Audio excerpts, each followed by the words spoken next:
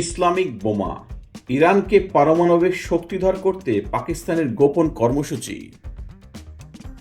পাকিস্তানের পরমাণু কর্মসূচির জনক আব্দুল কাদির খান বলেছেন, আমি আমেরিকান এবং ব্রিটিশদের আমি সেরা মনোভাব নিয়ে প্রশ্ন করতে চাই। এরা কি পৃথিবীর ঈশ্বর নিযুক্ত অভিভাবক? ইরান লিবিয়া ও উত্তর কোরিয়াকে পারমাণবিক প্রযুক্তি দেওয়ার লক্ষ্যে তার আন্তর্জাতিক নেটওয়ার্কের যৌক্তিকতা ব্যাখ্যা করতে বলা হলে তিনি এমন কথা বলেন।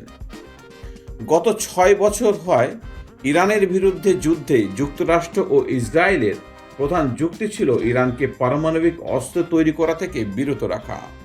ইরানের পারমাণবিক অস্ত্র আছে বলে ব্যাপকভাবে জানা যায়, যদিও তারা কখনো প্রকাশ করেনি এবং তা স্বীকার করেনি। 1990 দশকে ইসরায়েল পাকিস্তানের পারমাণবিক বোমা অর্জন থেকে বিরত রাখার চেষ্টা করতে ব্যর্থ হয়। পাকিস্তানের সকল পারমাণবিক কর্মসূচির সবচেয়ে গুরুত্বপূর্ণ ব্যক্তি, যিনি তার দেশে একিউ খান নামে পরিচিত, তার লক্ষ্য কেবল নিজের দেশকে একটি পারমাণবিক শক্তিধর করার মধ্যে সীমাবদ্ধ ছিল না। ইসরায়েলি গুপ্তচরদের নজরদারির মধ্যে তিনি ইরান সহ বিভিন্ন দেশের পারমাণবিক কর্মসূচিতে সাহায্য করার মাধ্যমে যুক্তরাষ্ট্র ও পশ্চিমা বিশ্বকে চ্যালেঞ্জ করেছিলেন।